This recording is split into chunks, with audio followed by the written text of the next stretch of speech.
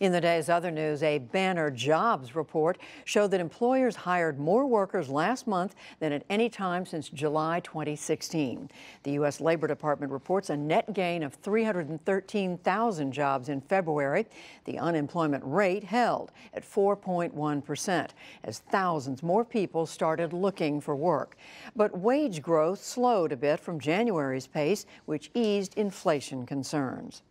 The jobs report went down well on Wall Street. The Dow Jones Industrial Average gained 440 points to close at 25,335. The Nasdaq rose 132 points, and the S&P 500 added 47.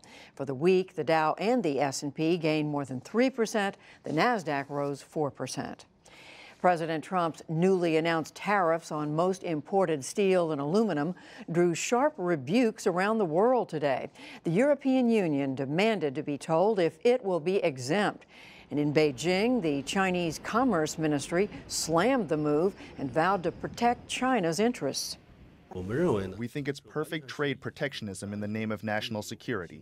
It is an infringement to the rules of the World Trade Organization and will definitely cause serious shocks to the normal order of international trade. Several Republican senators also criticized the tariffs and called for hearings. In Syria, the Red Cross says that 13 aid trucks managed to get into rebel-held suburbs of Damascus today, despite shelling and airstrikes. Amateur video showed them returning to eastern Ghouta to finish a delivery. After an initial attempt earlier this week, the trucks carried in food for some 12,000 people. Turkey's President Recep Tayyip Erdogan is claiming a major advance against Kurdish fighters in northern Syria. Turkey says the Kurds are terrorists. Erdogan claimed today that Turkish troops have encircled the city of Afrin and are closing in on the Kurds. Video showed militia fighters allied with the Turks driving inside the Afrin district. In Ankara, Erdogan warned again the offensive won't stop there. Right now, the target is Afrin. An entry into the city is imminent. Tomorrow, we will be in Manbij. The next day, with God's help, we will succeed in clearing the east of Euphrates from the terrorists, all the way to the Iraqi border. If they do drive east, Turkish forces could come into conflict with U.S. troops that are deployed in the area. Back in this country, Florida's Governor Rick Scott signed a major school safety bill in response to last month's mass shooting in Parkland.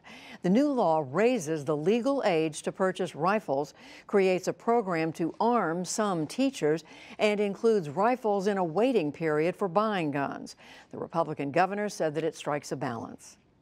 I know the debate on all these issues will continue, and that's healthy in our democracy. People are passionate in their beliefs, and they should be. But we should not insult or disparage each other. We should work together to make our schools safe for our kids. The National Rifle Association said tonight that it is suing the state of Florida. Former Trump campaign aide Sam Nunberg appeared before a federal grand jury today in the special counsel's Russia investigation. He had initially said that he would not testify. This morning, Nunberg arrived at the federal courthouse in Washington with his lawyer. He stayed into the afternoon. And an executive once reviled for hiking the price of an AIDS drug by 5,000%. Now faces 7 years in prison. Martin Shkreli was sentenced today in New York in an unrelated case. He had been found guilty of defrauding hedge fund investors. Shkreli cried in court and said that he was sorry.